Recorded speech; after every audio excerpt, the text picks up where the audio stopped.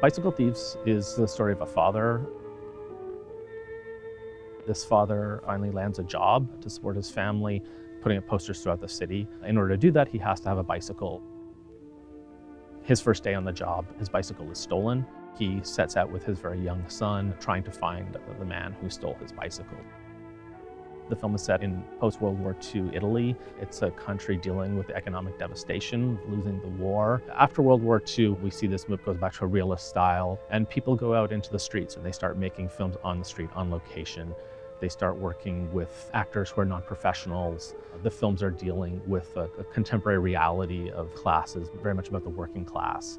I think Bicycle Thieves has had a lasting impact in a lot of ways because it's very emblematic of the movement. It is shot on the real locations. It is dealing with it does have the non-professional actors. It is very much about the working class and that struggle against society.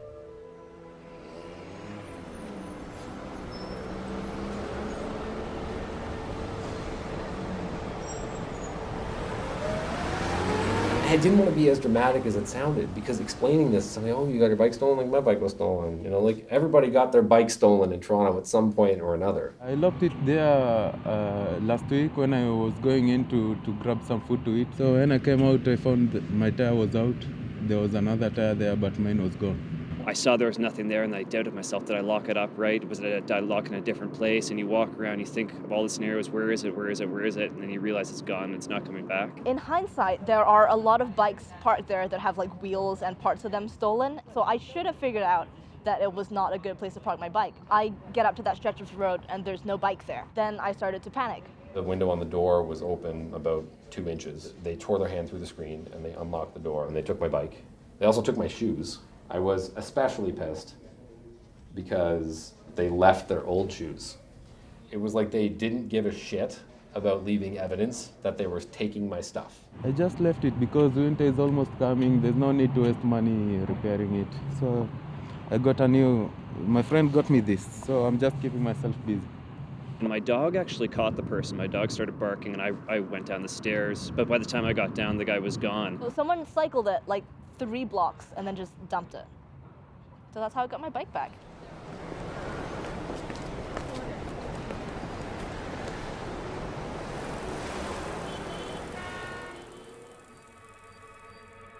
Well, I first saw Bicycle Thieves probably when I was in university. It was a film that immediately kind of resonated with me. It was a film made in a very different way.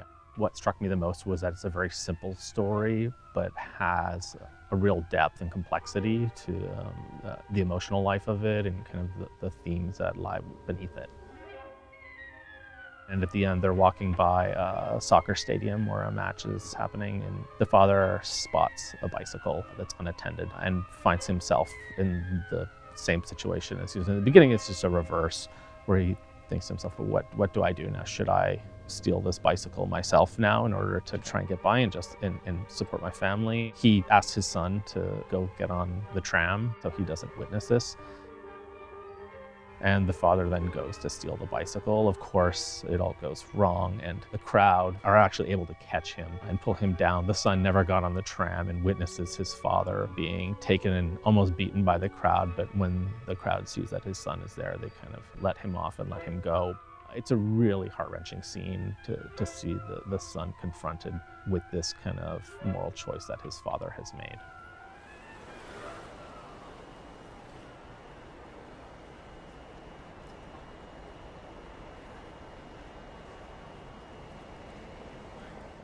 I saw some, is it safe to call them junkies? Yeah. I saw one junkie took out the tube from it and nobody did anything. So these shoes were all I had as a vision of who this person was. These were like he was walking through the soles of his shoes. He's not in good shape. There's something wrong. The initial reaction you have when someone steals your bike, and I thought about this for a while, it's what is the satisfactory punishment if that guy was ever caught? And for a long time, all I could think of is death. And obviously, death is a ridiculous punishment, but that's the first thing you think of. I like to think that maybe this person had a job interview or something that they just really, really wanted, and they just weren't going to make it on time. And so maybe they just saw the bike along the side of the road and they thought, this is my ticket to a new job. Obviously, that's probably overly idealistic, that my bike would have been instrumental in someone's redemption arc or something, but I like to think that. The people who suffer most is, like, for me, I live in a shelter. There's no secure place I can lock my bike or put it inside, so I just have to put it outside. And when it's outside, it's not safe. You have to get on their level, and then you can understand them a little bit better. I would not want to be in that scenario where I'm stealing other people's shit to just get by in life.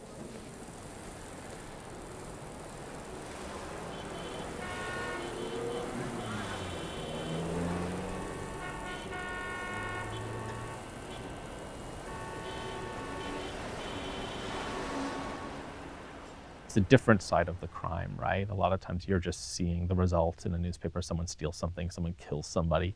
You're not getting the other side of why that happened. And those are really important stories too. And it's very easy to judge on a simplistic level, but there are lots of reasons as to why people are going to commit a crime in any given situation. And it's better for all of us if we think more about why people do that and try to find some empathy.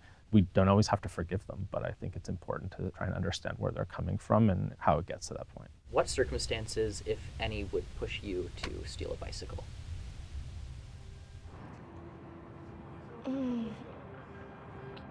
I like to think I wouldn't, because I like to have this idea of myself as a fundamentally good person. There's definitely a situation where I could feel bad for the person. And if I knew more about him or her, I definitely could. If I walked a mile in their shoes, I could.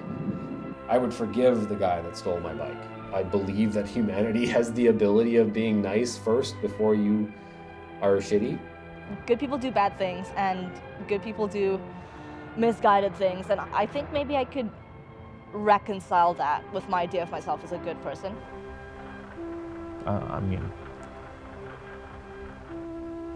That's the question.